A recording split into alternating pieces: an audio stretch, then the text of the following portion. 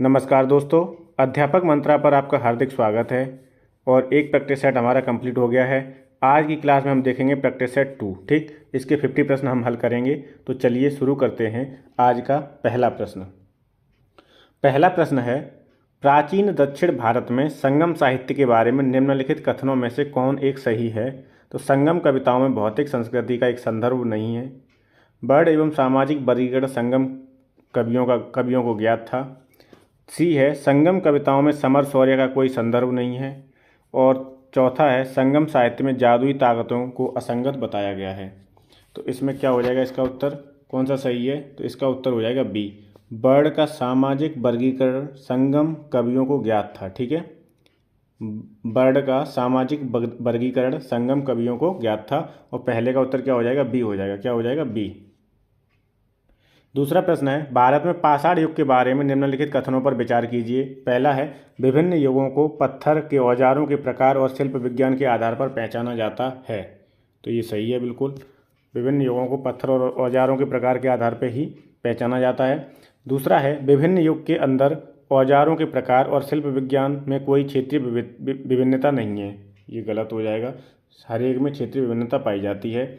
अगला है, विभिन्न युगों की पाषाण युग संस्कृति पूरे उपमहाद्वीप में एक अमिश्रित, एक रेखीय ढंग से एक समान विकसित हुई। तो ये भी गलत है। एक समान, एक रेखीय ढंग से विकसित नहीं हुई है। केवल इसका कौन सा विकल्प सही है? तो फर्स्ट सही है। किसके बारे में? ठीक है, तो पहला कथन सही है और इसका उत्तर क्या हो जाएगा? ए हो जाएगा। क्या हो जाएगा? इसका उत्तर ए हो जाएगा। ठीक, दूसरे का उत्तर क्या हो जाएगा? ए। तीसरा प्रश्न है, हड़प्पा सभ्यता के बारे में निम्नलिखित कथनों में से कौन सा सही है? पहला कथन है, शिल्प तथ्यों में असाधारण एकरूपता पाई जाती है, जैसे कि मिट्टी के बर्तनों, मोहर, ईंट और तौल से सुस्पष्ट है। बाद के हड़प्पा स्थलों में भी उसी निर्माण तकनीकी का उपयोग में लिया गया है जो परिपक्व हड़प्पा स्थलों में प्रयुक्त की गई थी। तो इसके जो हड़प्पा सभ्यता के बारे में ये दोनों कथन बिल्कुल सत्य हैं। और चलिए इसका उत्तर देखते हैं कौन सा है। तो इसका उत्तर हो जाएगा सी, पहला और दूसरा दोनों कथन सत्य हैं। ठीक, चलिए अगला प्रश्न देखते हैं। सूची 1 का सूची 2 से मिलान करना है। ठीक, सूची 1 का सूची 2 से मिलान करना है। ऋग्वेद का ब्राह्मण, ऋग्वेद का जो है क्या है? ऋग्वेद किससे मिलेगा? तो ऋग्वेद का ऐत्रेय है। ऋग्वेद का क्या है? ऐत्रेय। ठीक है, सामवेद का क्या है? सामवेद का हो जाएगा शतपथ। क्या हो जाएगा सामवेद का? सामवेद का हो जाएगा पंचविश। सामवेद का हो जाएगा पंचविश। और अथर्ववेद का हो जाएगा गौपथ। और यजुर्वेद का हो जाएगा शतपथ। ठीक है, ये किससे मिलेगा? ऋग्वेद किससे मिलेगा? ऐत्रेय ब्राह्मण से, सामवेद पंचविश से, अथर्ववेद गौपथ और यजुर्वेद शतपथ से। ठीक है, तो 3 4 1 2 इसका हो जाएगा। 3 4 1 2 किस में आ रहा है? 3 4 1 2 किस में आ रहा है? सी में आ रहा है। तो सी इसका उत्तर हो जाएगा। सी क्या हो जाएगा? इसका उत्तर हो जाएगा। ठीक है, ये वेद हैं 4, ऋग्वेद और सामवेद, अथर्ववेद, यजुर्वेद, ये इसके ब्राह्मण होते हैं। तो ऋग्वेद का जो ब्राह्मण है वो क्या है? ऐत्रेय ब्राह्मण होता है और कौशितकी होता है, 2 होते हैं। ठीक, सामवेद का क्या होता है? पंचविश होता है। सामवेद का क्या है? पंचविश। और यजुर्वेद का ब्राह्मण क्या है? शतपथ। और अथर्ववेद का क्या है? गौपथ। तो ये इनके नाम भी याद कर रखने हैं। ठीक, एक चीज़ ये भी याद रखनी है आपको कि इस ऋग्वेद में किसका उल्लेख है? तो ईश्वर की महिमा का उल्लेख है। सामवेद में संगीत का उल्लेख है। सामवेद में संगीत का है। यजुर्वेद में क्या है? बलिदान विधि है। और अथर्ववेद में क्या है? जादू टोना औषधि का उल्लेख है। ठीक, अथर्ववेद में क्या है? जादू टोना और औषधि। प्रश्न संख्या 5 देखेंगे, निम्न में से कौन बुद्ध के जीवन से संबंधित नहीं था पूछ रहा है। ठीक है, तो कत्थक थे, आलार कलाम इनके गुरु थे, चन्ना भी था। कौन नहीं था? तो मक्खली गौसाल नहीं थे। 4 नहीं है। ठीक है, 4 नहीं है तो कौन सा उत्तर सही हो जाएगा? केवल 4 संबंधित नहीं है, तो बी उत्तर हो जाएगा। ठीक, कत्थक, चन्ना और आलार कलाम ये तीनों महात्मा बुद्ध के जीवन से संबंधित हैं। अगला प्रश्न है, निम्नलिखित मगध राजवंशों को कालक्रमानुसार व्यवस्थित कीजिए। तो सबसे पहले कौन आया? तो सबसे पहले आया था हर्यक वंश। एक ट्रिक होती है, हसिन मौसुक। क्या है? हसेन।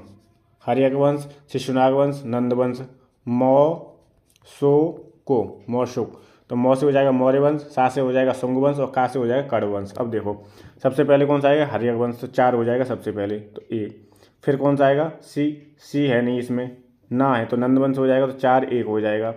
फिर कौन आएगा? पहले 4 आ गया हर्यक वंश, फिर आ जाएगा नंद वंश हो जाएगा। पहले आ जाएगा 4 हर्यक वंश हो गया। ठीक, फिर हसीन, सीन ना से नंद वंश हो गया, 1 हो जाएगा। फिर हो जाएगा हसीन मौ से हो जाएगा मौर्य वंश, तो 3 आ जाएगा। और सु से हो जाएगा शुंग वंश, तो 4 1 3 2 किस में है, बी में है, तो 20 का उत्तर हो जाएगा। ट्रिक याद रखनी है, ह से न मौसुक, हा से हर्यक वंश, सी से शिशुनाग वंश और ना से नंद वंश, मौ से मौर्य वंश, सु से शुंग वंश और का से कण्व वंश। ठीक, ये इनकी ट्रिक है। अगला प्रश्न है सूची 1 को सूची 2 से मिलाना है। ठीक, तो एक तरफ ग्रंथ दिए हैं, दूसरी तरफ उनका क्या इंडेक्स मान लो इसे कि क्या किस चीज़ पर ये ग्रंथ आधारित हैं। ठीक है, तो पहला है तिरुक्कुरल। तिरुक्कुरल किस पर आधारित है, क्या है तिरुक्कुरल में, तिरुक्कुरल ग्रंथ में, तो ए का क्या हो जाएगा, ए का हो जाएगा दूसरा, क्या हो जाएगा, तिरुक्कुरल में दर्शन है। ठीक है, तोलक्कापियम क्या है, व्याकरण ग्रंथ है, तो बी का क्या हो जाएगा, 4 हो जाएगा। तोलक्कापियम तो पढ़ा हुआ, तोलक्कापियम किससे संबंधित है, व्याकरण से, किससे है, व्याकरण से। ठीक है, तो तोलक्कापियम हो गया व्याकरण से। अब मणि मेखले क्या हो जाएगा, मणि तिलक व्याकरण से हो गया, चलो सब हटाओ। ठीक है, तिरुक्कुरल किससे हो जाएगा, तो ए का हो जाएगा क्या, ए का हो जाएगा दूसरा, ये दर्शन से है। तोलक्कापियम व्याकरण से है। शिलप्पाधिकारम क्या है, शिलप्पाधिकारम है प्रेम कथा, क्या है, प्रेम कथा है। मणिमेखले क्या है, एक बड़ी कथा है। तो ये इनके मिलान हो गए। तिरुक्कुरल किससे है, दर्शन से। तोलक्कापियम व्याकरण से। शिलप्पाधिकारम प्रेम कथा है और मणिमेखले एक दर्शन, वो बड़ी कथा है, बड़ी कथा। ठीक, तो इसका क्या हो जाएगा, 2 4 1 3, क्या है, 2 4 1 3 किस में है, डी में है, तो इसका उत्तर डी हो जाएगा, क्या हो जाएगा, डी हो जाएगा। चलिए अगला प्रश्न देखते हैं। 8 में बताना है इनमें से कौन सा सही सुमेलित नहीं है। ठीक, पूर्व, मध्यकालीन, उत्तर और अभी वर्तमान की अवस्थिति बताना है। कोल कोयल अलीगढ़ बिल्कुल सही है। महोत्सव नगर महुआ सही है। महोदय श्री कन्नौज बिल्कुल सही है। जे जाग भुक्ति कौशाम्बी ये गलत है, डी गलत हो जाएगा इसका, क्या हो जाएगा, जे जाग भुक्ति क्या है, बुंदेलखंड है, क्या है, बुंदेलखंड याद रखना है, क्या याद रखना है, बुंदेलखंड। ठीक है, जे जाग भुक्ति किसे कहते हैं, बुंदेलखंड को। बुंदेलखंड का पुराना नाम क्या था, जे जाग भुक्ति। 8 का उत्तर हो जाएगा डी, क्या हो जाएगा। अगला है अलाउद्दीन खिलजी की निम्नलिखित विजयों की कालक्रमानुसार व्यवस्थित कीजिए। अगले प्रश्न में अलाउद्दीन खिलजी की निम्नलिखित विजयों का कालक्रमानुसार व्यवस्थित करना है और बताना है। ठीक, तो सबसे पहले कौन सी विजय हुई थी, तो वो हुई थी गुजरात विजय। कब हुई थी, 1298 से 1299। कब हुई थी, 1298-99 में। ठीक, तो ये दूसरा, पहला सबसे पहले कौन सा आ जाएगा, दूसरा, तो इसका उत्तर क्या हो जाएगा, सी हो जाएगा, इससे हो गया। अब मैं आपको बता दूं रणथंभौर विजय कब हुई थी, 1301 में। ठीक है, और चित्तौड़ विजय हुई थी 1303 में। ऐसे तो 2 1 4 3, 2 1 4 3 कौन सा है, सी है, तो 9 का उत्तर क्या हो जाएगा, सी हो जाएगा। 9 का उत्तर क्या हो जाएगा, सी। वैसे अगर आपको ये भी पता हो कंठस्थ के गुजरात विजय सबसे पहले हुई थी, तो 2 सबसे पहले एक ही विकल्प में आ रहा है, किस में आ रहा है, सी में आ रहा है, तो सी उत्तर सही हो जाएगा। ठीक, क्या हो जाएगा, सी। तारीख भी याद रखनी है, गुजरात विजय कब हुई थी, 1298-99 में। रणथंभौर विजय 1301 में। चित्तौड़ विजय 1303 में। 10वें प्रश्न में क्या करना है, एक तरफ ग्रंथ है, दूसरी तरफ रचनाकार है, इनका मिलान करना है। तो रागमाला किसकी है, रागमाला है पुंडरीक विट्ठल की। रागमाला किसकी है, पुंडरीक विट्ठल की। रस कौमुदी किसकी है, श्रीकंठ की है। रस कौमुदी किसकी है, श्रीकंठ की है। राग विबोध किसकी है, सोमनाथ की है। राग विबोध किसकी है, सोमनाथ की। और चतुर्दंडी प्रकाशिका किसकी है, वेंकट रमण की। ठीक है, तो ग्रंथ और रचनाकार ये ग्रंथ पूछे जाते हैं, बहुत ही इंपॉर्टेंट हैं, इन्हें आपको बढ़िया से कंप्लीट करना है, तैयार करना है। रागमाला किसकी है, पुंडरीक विट्ठल की। रस कौमुदी श्रीकंठ की। राग विबोध सोमनाथ की। और चतुर्दंडी प्रकाशिका सोमनाथ की है। राग विबोध किसकी है, सोमनाथ की। और चतुर्दंडी प्रकाशिका वेंकट रमण की है। ठीक, तो इसका उत्तर हो जाएगा 3 4 1 2। देखते हैं किस में है, 3 4 1 2 ए में है, तो 10 का उत्तर क्या हो जाएगा, ए हो जाएगा। 10 का क्या हो जाएगा, ए। अगले में फिर सूची 1 का सूची 2 से मिलान करना है। तो एक तरफ दिए हैं क्या, एक तरफ राज्य दिए हैं, दूसरी तरफ शासक दिए हैं। तो रणथंभौर कहाँ, हमीरदेव। रणथंभौर हमीरदेव। चित्तौड़ गुजरात, चित्तौड़ का गुजरात। ये फिर इसमें गलत हो गया, क्या गलत हुआ है, देखो इसमें गलत ये हो गया है कि एक गुजरात जो इधर होना चाहिए था, गुजरात जो ये इधर होना चाहिए था, ठीक है, वो इधर कर दिया है सूची 2 में। एक तरफ होने चाहिए थे राज्य और दूसरी तरफ होना चाहिए शासक। ठीक है, लेकिन इसमें शासक और वो राज्य मिला दी, तो मिलान इसका सही बैठेगा ही नहीं। ठीक है, मिलान सही नहीं बैठेगा इसका। फिर भी मैं आपका इसका मिलान करवा देता हूँ। जैसे रणथंभौर है, रणथंभौर के कौन थे, हमीरदेव थे। कौन थे, हमीरदेव। चित्तौड़ के कौन है, राणा रतन सिंह। चित्तौड़ के कौन है, राणा रतन सिंह, यहाँ मिल जाएगा ये। ठीक है, देवगिरी का पता ही है आपको, रामचंद्र थे। कौन थे देवगिरी के, राजा रामचंद्र। राजा रामचंद्र कहाँ के हैं, देवगिरी के हैं, तो सी का उत्तर हो जाएगा 2। ठीक है, गुजरात के कौन हो जाएंगे, कर्णदेव। गुजरात के हो जाएंगे कर्णदेव, तो इन्हें आप लिख लीजिए, इसका विकल्प में उत्तर नहीं मिल पाएगा। ठीक, ये शासक थे जब आक्रमण किए थे अलाउद्दीन ने। ठीक है, अगला है नरसिंह सालुब ने संगम वंश का अंत किया, उनसे राज सिंहासन छीनकर सालुब वंश का प्रारंभ हुआ। तो ये 4 वंश थे, संगम, सालुब, तुलुब, अराविडु। संगम, सालुब, तुलुब, अराविडु। ठीक है, तो पहले कौन था? संगम के बाद सालुब वंश, तो पहला बिल्कुल सही हो जाएगा। ठीक है, नरसिंह सालुब ने संगम वंश का अंत किया था और संगम के बाद कौन सा वंश की स्थापना हुई? सालुब वंश की। ठीक, वीर नरसिंह अंतिम सालुब शासक को गद्दी से उतारकर राज सिंहासन छीना था, तो वीर नरसिंह ने। ठीक है, तो ये भी सही है। नरसिंह जो है वो किसका है? सालुब वंश का है। और वीर नरसिंह किसका है? तो ये संगम, सालुब, तुलुब वंश का है। ये किसका है? तुलुब वंश का। वीर नरसिंह के उत्तरवर्ती उनके अनुज कृष्णदेव राय थे, ये भी सही है। कृष्णदेव राय के उत्तरवर्ती उनके चचेरे भाई अच्युत राय थे, तो ये भी सही है। ठीक, तो संगम, सालुब, तुलुब, तो तुलुब वंश की जो स्थापना की थी वो वीर नरसिंह ने की थी। किसने की थी? वीर नरसिंह ने। तुलुब, वीर नरसिंह के बाद कौन आए? कृष्णदेव राय आए, और उसके बाद में कौन आए? अच्युत राय आए थे। ठीक है, तो ये चारों विकल्प बिल्कुल सही हैं। तो इसका उत्तर क्या हो जाएगा? 12 का डी हो जाएगा। 12 का उत्तर क्या होगा? डी। सूची 1 का सूची 2 से मिलान करना है 13 में भी। तो आदिल शाही वंश, आदिल शाही वंश किससे मिलेगा? गोलकुंडा से। आदिल शाही वंश किससे मिलेगा? गोलकुंडा से। सॉरी, आदिल शाही बीजापुर से। आदिल शाही किससे मिलेगा? बीजापुर से। निजाम शाही अहमदनगर से। और ईमान शाही, ईमान शाही किससे मिलेगा? बरार से। और कुतुब शाही गोलकुंडा से। ठीक है, तो 2 1 4 3 ये हो जाएगा 13 का। 2 1 4 3 किस में है? 2 1 4 3 है डी में, तो 13 का उत्तर हो जाएगा डी। क्या हो जाएगा? डी। ये भी पूछ लिया जाता है। अगला है 12वीं सदी के आसपास इस्लामिक दुनिया के विभिन्न हिस्सों में सूफी सिलसिलों का रूप निर्धारण आरंभ हुआ, जो प्रकट करता है गुरु और शिष्य के बीच निरंतर संपर्क।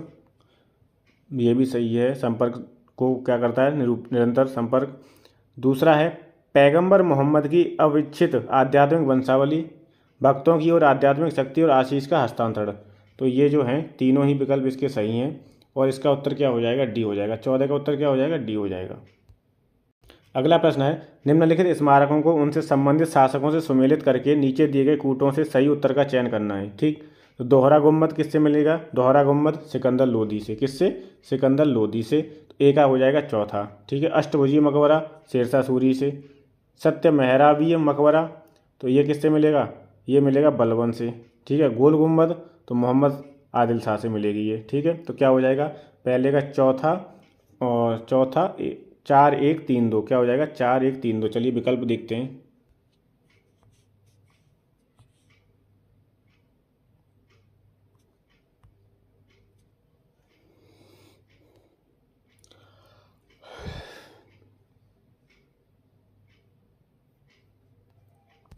अगला प्रश्न है सूची 1 को सूची 2 से मिलाना है। तो अल्फांसो डी अल्बुकुर्क का क्या काम है? तो इन्होंने क्या किया था? 1510 में गोवा पर आधिपत्य स्थापित किया था। किसने? अल्फांसो डी अल्बुकर्क ने। तो ए का हो जाएगा चौथा। ठीक, बी का नूनो डू कुन्हा का क्या है? नूनो डू कुन्हा पुर्तगाली हेडक्वार्टर का कोचीन से गोवा बदला जाना, इसमें इनका योगदान है। पेड्रो अल्वारेज क्या है? तो सितंबर 1500 में भारत आगमन इनका हुआ था। Pedro Alvarez Cabral. और फ्रांसिस्को डी अल्मीडा किससे संबंधित? तो ब्लू वाटर पॉलिसी से। किससे संबंधित है? पूछा गया है कि ब्लू वाटर पॉलिसी किसने चलाई थी? तो फ्रांसिस्को डी अल्मीडा ने। ठीक है, तो 16 का उत्तर क्या हो जाएगा? 4 1 2 3। क्या होगा? 4 1 2 3 किस में है? बी में है, तो 16 का उत्तर हो जाएगा बी। क्या हो जाएगा? बी। अगला है भारत सरकार अधिनियम 1919 में प्रांतीय सरकार के कार्य आरक्षित, रिजर्व और अंतरित ट्रांसफर विषयों के अंतर्गत बांटे गए थे। निम्नलिखित में से कौन से आरक्षित विषय माने गए थे? न्याय प्रशासन, स्थानीय स्वशासन, भू राजस्व या पुलिस? तो न्याय प्रशासन, भू राजस्व और पुलिस ये आपके क्या माने गए थे? आरक्षित विषय माने गए थे। कौन से? आरक्षित। स्थानीय स्वशासन नहीं था इसमें आरक्षित में। ठीक, तो 1 3 4 देखते हैं किसमें है। 1 3 4 1 3 4 है सी में, तो इसका सी उत्तर हो जाएगा। 17 का क्या हो जाएगा? सी। आरक्षित विषय कौन कौन से थे? न्याय प्रशासन था, स्थानीय और भू राजस्व था, और पुलिस थी। न्याय प्रशासन, भू राजस्व और पुलिस। अगला है भारत आने वाले यूरोपीय यात्रियों के बारे में निम्नलिखित कथनों पर विचार करना है। तो sir Thomas Roe east India company के प्रतिनिधि को जहांगीर द्वारा सूरत में कारखाना खोलने की अनुमति दी गई, पहला है। दूसरा है पुर्तगालियों को उकसाने से कैप्टन हॉकिंस को मुगलों द्वारा आगरा से बाहर निकाला गया। तीसरा है कश्मीर को अपनी यात्रा पर फादर मोन्सरेट ने अकबर के साथ यात्रा की। तो इसमें 2 और 3 सही है, और इसका उत्तर क्या हो जाएगा? ए हो जाएगा। क्या हो जाएगा? ए। और पहला वाला विकल्प क्या है? गलत है। अगला है निम्नलिखित घटनाओं का कालक्रमानुसार लिखिए तथा नीचे दिए गए कूट के आधार पर सही उत्तर चुनिए। काल कोठरी की घटना, बक्सर का युद्ध, मीर जाफर की मृत्यु और इलाहाबाद की संधि। ठीक, तो इसमें बताना है। तो देखो, काल कोठरी घटना हुई थी 1756 में। कब हुई थी? 1756 में। बक्सर का युद्ध हुआ था 1764 में। मीर जाफर की मृत्यु हुई थी 1664 के आसपास। और इलाहाबाद की संधि हुई है 1765 में। कब हुई है इलाहाबाद की संधि? 1765 में। 12 अगस्त 1765 और 16 अगस्त 1765। तो 1, 2, 3, 4 इसका सही क्रम है। और 19 का उत्तर क्या हो जाएगा भाई? 19 का हो जाएगा ए। क्या हो जाएगा? ए, सीधा क्रम है। 56 की घटना है, ये 64 की घटना है, और ये 65 की है, और ये भी 65 की है। ये 64 की होगी मीर जाफर की मृत्यु। 20 प्रश्न है। 20 में क्या है कि हेक्टर मुनरो मतलब ये कौन सा युग्म सुमेलित सही नहीं है? तो बक्सर का युद्ध हेक्टर मुनरो, तो ये सही है। आंग्ल नेपाल युद्ध लॉर्ड हेस्टिंग्स के समय, तो ये भी सही है। चतुर्थ आंग्ल मैसूर युद्ध कब हुआ था? तो 1799 में हुआ था, और लॉर्ड बेलीजली गवर्नर जनरल था, सही है। और चौथा है तृतीय आंग्ल मराठा युद्ध लॉर्ड कॉर्नवालिस, तो ये गलत हो जाएगा, क्योंकि तृतीय आंग्ल मराठा युद्ध कब हुआ है? तो ये हुआ है 1717 और 18 में। और उस समय पे जो वायसराय या गवर्नर जनरल था वो था लॉर्ड हेस्टिंग्स। कौन था? हेस्टिंग्स था। ठीक है, कॉर्नवालिस नहीं था, हेस्टिंग्स था, लॉर्ड हेस्टिंग्स। ये याद रखना है, ठीक है, लॉर्ड हेस्टिंग्स। तो 20 का उत्तर क्या हो जाएगा? डी हो जाएगा। क्या हो जाएगा? डी। अगला है, इसमें 2 कथन दिए हैं, बताना है कौन सा कथन सही है। ठीक, तो पहला कथन है ब्रिटिश विधिवेत्ता प्रामाणिक मूल ग्रंथों के अधिनियमों को समझाने के लिए भारतीय पंडितों और मौलवियों का भरोसा करते थे। ये कथन बिल्कुल सही है। दूसरा है ब्रिटिश सत्ता ने 1783 में हिंदू कानूनों को तथा 1785 में मुस्लिम कानूनों को संहिताबद्ध किया था। ये गलत है। तो पहला कथन सही है, दूसरा गलत है, और इसका उत्तर हो जाएगा सी। क्या हो जाएगा? सी हो जाएगा। 22 है, निम्नलिखित में से कौन सा युग्म गलत है? तो रामोसी विद्रोह चित्तूर सिंह 1822 बिल्कुल सही। संथाल विद्रोह बिरसा मुंडा 1899, ये गलत हो जाएगा आपका। बी गलत है, क्योंकि संथाल विद्रोह कब शुरू हुआ था? तो वो हुआ था 1855-56 में। कब हुआ था? 1855-56 में। ठीक है, और किन के समय हुआ था? मतलब कौन नेतृत्व कर रहे थे? तो सिद्धू और कानू। कौन नेतृत्व कर रहे थे? सिद्धू और कानू। संथाल विद्रोह कहाँ पर हुआ था? तो भागलपुर राजमहल पहाड़ियों में हुआ था। कहाँ पर? भागलपुर राजमहल पहाड़ियों में। ठीक है, तो इसका उत्तर क्या हो जाएगा? बी हो जाएगा। क्या हो जाएगा? बी। ठीक, ये गलत है। बाकी रंगपुर विद्रोह दृजी नारायण 1783 सही है। कोल विद्रोह बुद्ध भगत 1831, ये भी सही है। ठीक है, बाकी तीनों सही है। संथाल विद्रोह का तारीख याद रखना है, डायरेक्ट भी पूछा जाता है, 1855-56, और सिद्धू और कानू ने नेतृत्व किया था। सिद्धू और कानू ने। अगला है बहादुर शाह जफर द्वितीय के बारे में निम्नलिखित में से कौन सा कथन सही नहीं है? तो पहला है 1857 के विद्रोहियों ने उनके लिए अपनी वफादारी की उद्घोषणा की थी। बिल्कुल सही है। वे दिल्ली में अश्वारोही अफसर लेफ्टिनेंट हडसन द्वारा मारे गए। ये गलत है। शुरू में वे 1857 के विद्रोह की अगुवाई करने के इच्छुक नहीं थे। तो ये भी सही है। इन्होंने जो विद्रोह कर रहे थे वो ज़बरदस्ती पहुंच गए थे, और उन्होंने कही थी कि नहीं आप हमारा वो करें, नेतृत्व संभालें। तो फिर जब इन लोगों ने ज़्यादा रिक्वेस्ट की तो वो मान गए थे। ठीक है, तो ये भी सही है, ये भी सही है। वे एक कवि थे, तो हाँ ये भी सही है। तो पहला ए, सी और डी सही है, और बी गलत है। तो कौन सा कथन सही है? सही नहीं है, बी नहीं है सही। ठीक, तो 23 का उत्तर क्या हो जाएगा? बी हो जाएगा। 23 का उत्तर क्या होगा? बी। अगला है 24 में कह रहा है निम्नलिखित में से कौन सा 1857 के विद्रोह का परिणाम नहीं था? तो मुगल साम्राज्य के ताबूत में अंतिम कील साबित हुआ। इसने मराठा शक्ति के उत्थान की सभी आशाएं धूसरित कर दी। इसने कंपनी के शासन को समाप्त कर दिया। इसके कारण ईसाई धर्म का प्रसार हुआ। तो 24 का उत्तर क्या हो जाएगा? तो 24 का उत्तर हो जाएगा डी। इसका कोई संबंध नहीं है इससे, बाकी सब सही है। ठीक है, ये ए भी सही है, बी भी सही है, सी भी सही है।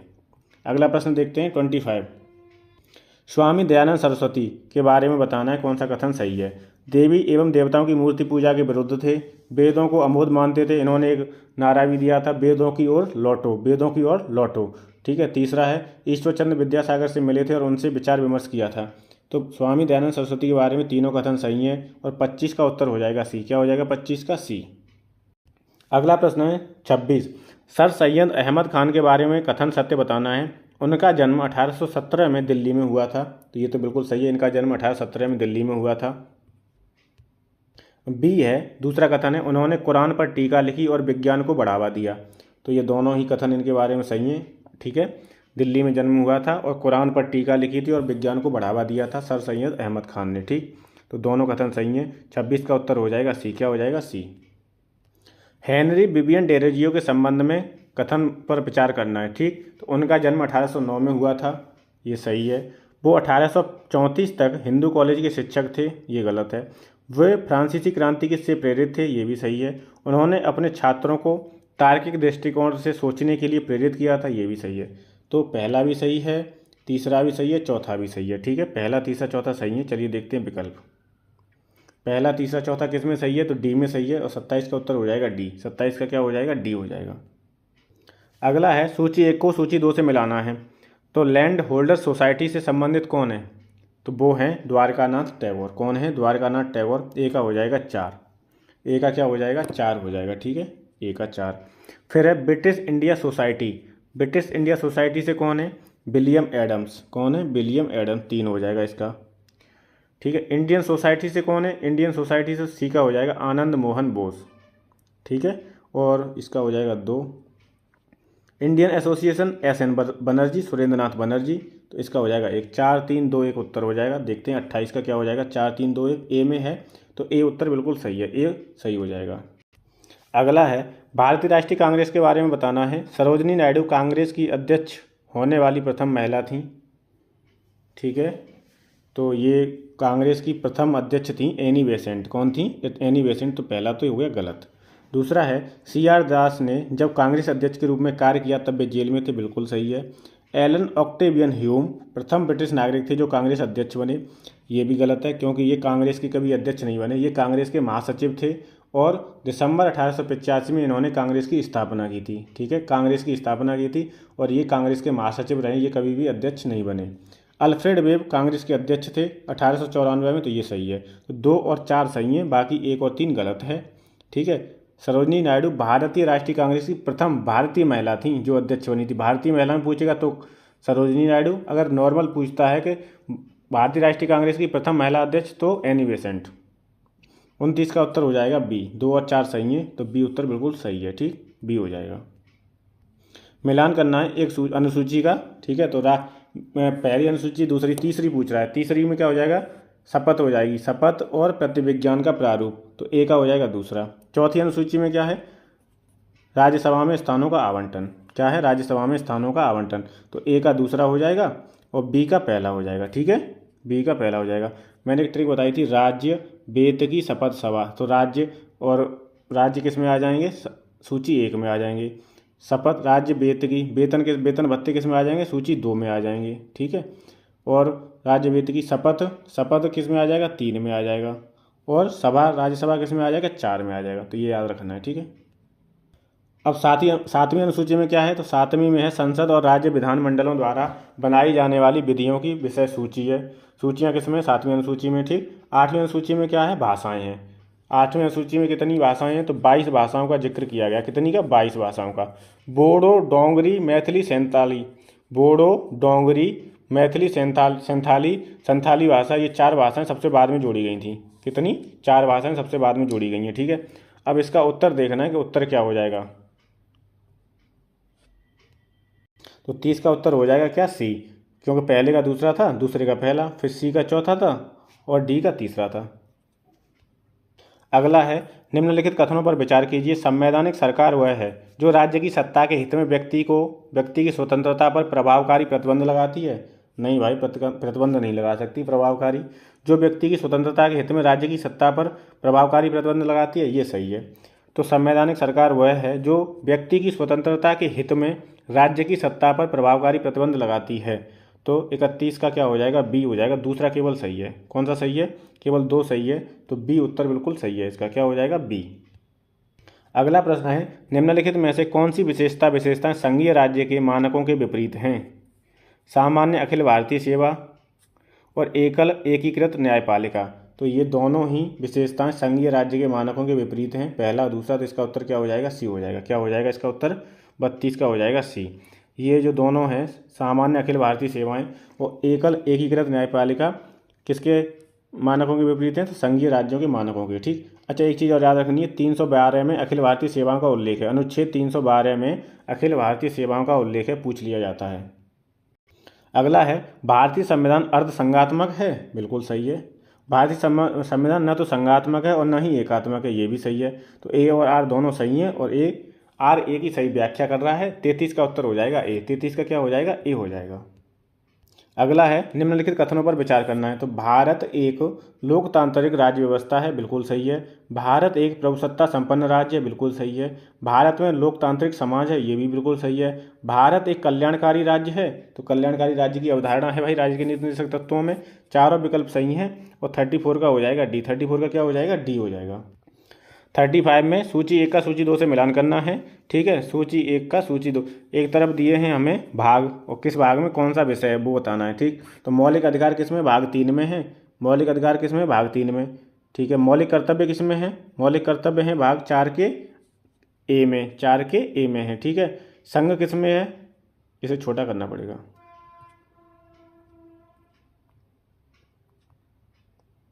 हाँ, मौलिक अधिकार हो गए आपके भाग 3 में, मौलिक कर्तव्य हो गए भाग 4 के ए में, संघ हो गया आपका भाग 6 में और आपात उपबंध हो गए भाग 18 में। ठीक है, तो 35 का उत्तर देखते हैं क्या हो जाएगा। ये याद रखना है आपको। नागरिकता किस में है? नागरिकता किस में है? तो भाग 2 में है। ठीक है, भाग 3 में क्या है? मौलिक अधिकार। भाग 4 में क्या है? राज्य के नीति निर्देशक तत्व हैं। भाग 4 के का में क्या है? मौलिक कर्तव्य हैं।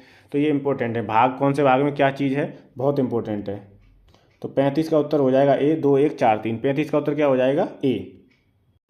अगला है निम्नलिखित युग्मों में से कौन सही सुमेलित नहीं है? तो धारा 17, धारा का मतलब अनुच्छेद। अनुच्छेद 17 क्या करता है? अस्पृश्यता का उन्मूलन करता है। ठीक है, छुआछूत का उन्मूलन, सही है। धारा 21, अनुच्छेद 21 कहता है जीवन और व्यक्तिगत स्वतंत्रता की रक्षा। धारा 24, प्राथमिक शिक्षा का अधिकार, ये नहीं, ये गलत हो जाएगा, प्राथमिक शिक्षा से संबंधित नहीं है। अनुच्छेद 24 कहता है कि कारखानों में एवं अन्य जोखिमपूर्ण कार्यों में बच्चों के नियोजन का निषेध है, बच्चों की रोक है। ठीक है, कारखानों में बच्चों का क्या है? निषेध है। धारा 29 कहती है अल्पसंख्यकों की संस्कृति की रक्षा करना, किस में है? अनुच्छेद 29 में है। ठीक, तो 36 का उत्तर हो जाएगा सी। 36 का क्या हो जाएगा? सी।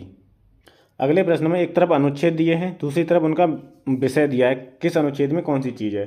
तो अनुच्छेद 15 के 4 में और अनुच्छेद 16 के 4 में किसके बारे में है? ओबीसी के बारे में, अन्य पिछड़ा वर्ग के बारे में है। तो ए का हो जाएगा 3। ए का क्या हो जाएगा? 3 हो जाएगा। ठीक, अनुच्छेद 15 के 6 में और अनुच्छेद 16 के 6 में क्या है? तो ईडब्ल्यूएस है, आर्थिक रूप से कमजोर वर्ग। ईडब्ल्यूएस किस में है? तो इसका बी का हो जाएगा 4। अनुच्छेद 243 डी में क्या है? तो पंचायती राज व्यवस्थाएं हैं, सी का हो जाएगा 2। अनुच्छेद 330 में क्या है? लोकसभा सीटें हैं, तो डी का हो जाएगा 1। तो 3 4 2 1 देखना है, 3 4 2 1। 3 4 2 1 किस में? सी में है। 37 का उत्तर हो जाएगा सी। 37 का क्या हो जाएगा? सी। अगला है राज्य विधायिका से संबंधित अनुच्छेदों को सुमेलित कीजिए। तो राज्यों में विधायिका का गठन किस अनुच्छेद के तहत होता है? तो अनुच्छेद 168 के तहत। तो ए का हो जाएगा तीसरा। ए का क्या हो जाएगा? 3 हो जाएगा। ठीक है, विधानसभा में अध्यक्ष तथा उपाध्यक्ष, तो इसका क्या हो जाएगा? 178 हो जाएगा, ये पहला हो जाएगा। सदस्यों के वेतन भत्ते किस में आते हैं? तो वो आते हैं आपके 195 में। किस में आते हैं? 195 में। तो सी का हो जाएगा 4। 3 1 4।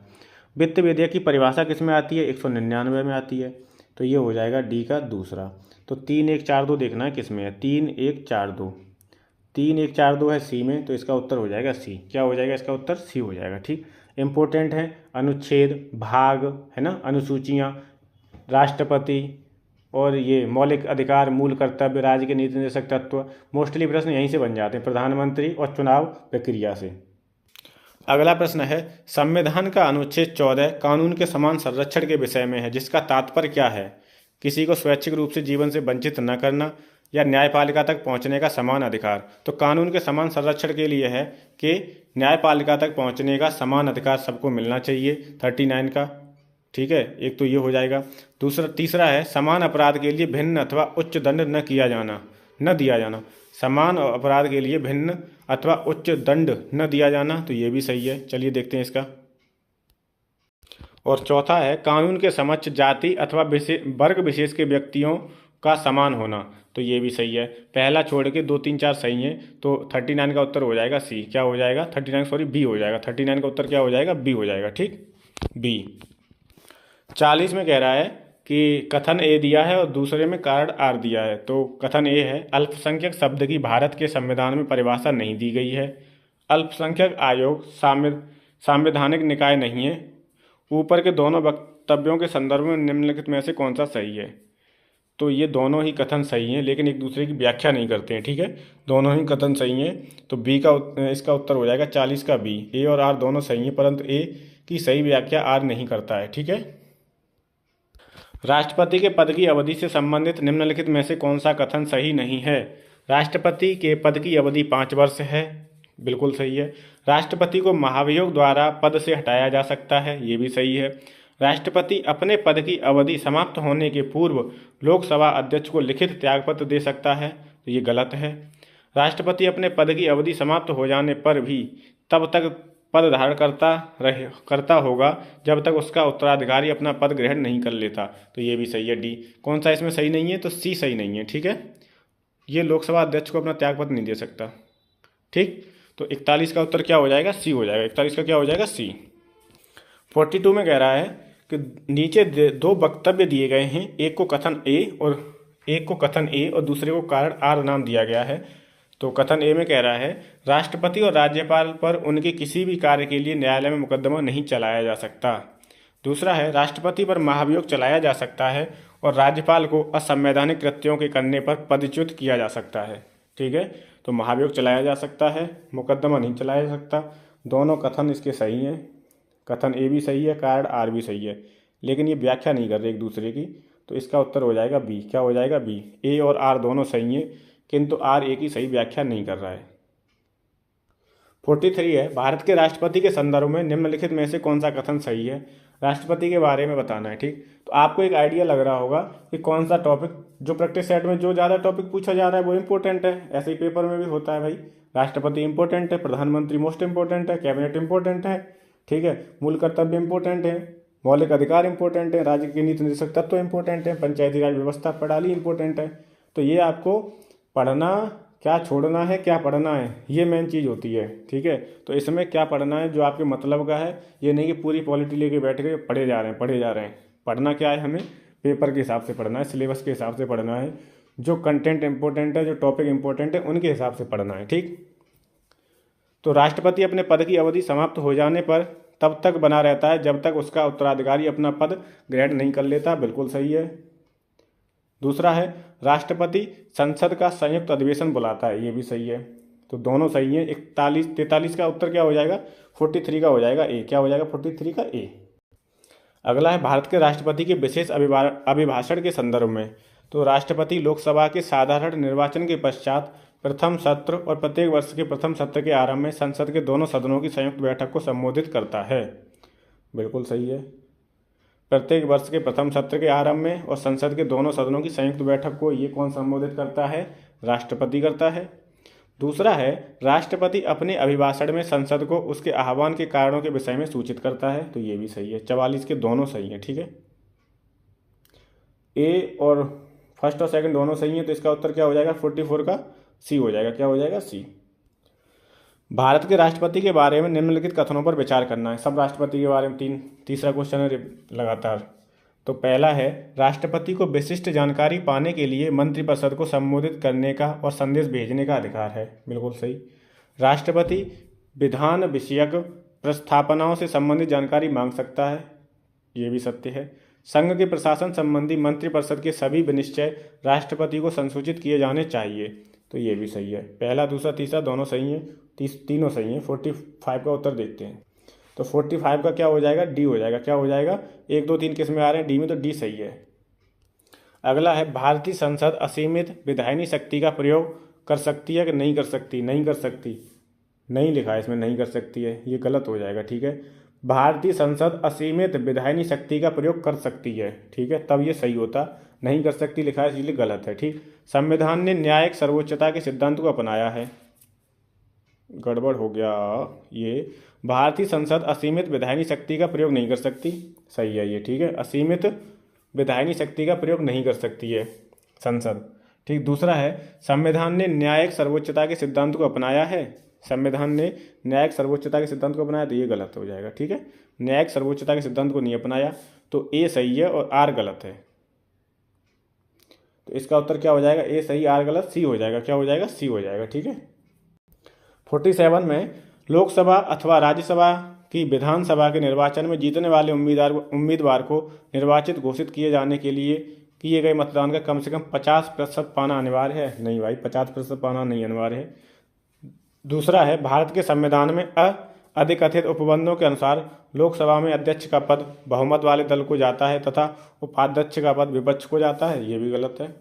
उपाध्यक्ष अध्यक्ष के पद उसी दल को जाते हैं जो बहुमत में होता है। ठीक है, जो बहुमत दल का नेता चुना जाता है प्रधानमंत्री, उसी के हिसाब से ये लोकसभा अध्यक्ष और लोकसभा उपाध्यक्ष बनाए जाते हैं। ठीक है, तो दोनों ही गलत हैं। 47 का क्या हो जाएगा? 47 का हो जाएगा डी। क्या हो जाएगा? डी हो जाएगा। भारत में अविश्वास प्रस्ताव के विषय में निम्नलिखित कथनों पर विचार करना है। तो भारत के संविधान में किसी अविश्वास प्रस्ताव का कोई उल्लेख नहीं है। भारत के संविधान में किसी अविश्वास प्रस्ताव का कोई उल्लेख नहीं है, सही है। अविश्वास प्रस्ताव केवल लोकसभा में ही पुनः स्थापित किया जाता है, तो ये भी सही है। दोनों कथन सही है अविश्वास प्रस्ताव के बारे में। ठीक है, तो 48 का क्या हो जाएगा? ए। पहला दूसरा दोनों कथन सही है। ठीक, 49 है। 49 में एक तरफ समितियां दी गई हैं और उनका मिलान करना है। ठीक, तो लोक लेखा समिति किससे संबंधित है? तो लोक लेखा समिति है आपकी किससे? वित्तीय समिति है। लोक लेखा समिति कैसी समिति है? वित्तीय समिति है। ए का हो जाएगा 3। ठीक है, याचिका समिति कैसी है? कार्यकारी समिति है। तो बी का हो जाएगा 4। स्टॉक बाजार स्कैम संयुक्त समिति कैसी है? तो वो है तदर्थ समिति। और विभागीय समितियों को क्या बोलते हैं? स्टैंडिंग समितियां। ठीक है, तो ये मिल जाएगा इसका 3 4 1 2 हो जाएगा। 3 4 1 2 देखते हैं किसमें है। 3 4 1 2 49 का हो जाएगा सी विकल्प सही है। क्या हो जाएगा? सी। अगला है, संविधान के अनुच्छेद 156 के तहत 156 के उपबंध में राज्यपाल अपने पद ग्रहण की तारीख से 5 वर्ष की अवधि तक पद धारण करेगा। इसमें से निम्नलिखित में से कौन सा निष्कर्ष निकाला जा सकता है? तो क्या निकाला जा सकता है? किसी राज्यपाल को उसकी पदावधि पूरी होने से पूर्व पद से नहीं हटाया जा सकता। दूसरा है, कोई राज्यपाल 5 वर्ष की अवधि के बाद अपने पद पर बना नहीं रह सकता। तो देखो, राज्यपाल को जब चाहे तब राष्ट्रपति हटा सकता है, क्योंकि राज्यपाल का जो पद है वो एक राष्ट्रपति के प्रसाद पर्यंत होता है। राष्ट्रपति के प्रसाद पर्यंत होता है। राज्यपाल को जब चाहे तब राष्ट्रपति हटा सकता है। ठीक, दूसरी चीज़, कोई राज्यपाल 5 वर्ष की अवधि के बाद अपने पद पर बना नहीं रह सकता। तो ये भी उसी के हाथ में है। 5 वर्ष क्या, 2 कार्यकाल 3 कार्यकाल जितना चाहे उतना रह सकता है। ठीक है, तो दोनों ही कथन गलत हैं। 50 के दोनों ही कथन गलत हैं। ठीक है, इसमें होता कि किसी राज्यपाल को उसकी पदावधि पूरी होने से पूर्व पद से हटाया जा सकता है। हाँ, हटाया जा सकता है। और कोई राज्यपाल 5 वर्ष की अवधि के बाद अपने पद पर बना रह सकता है। नहीं हटा दोगे तो दोनों सही हैं, और नहीं लगाए तो दोनों ही कथन इसमें गलत हैं। ठीक, 50 का उत्तर क्या हो जाएगा? चलिए देखते हैं।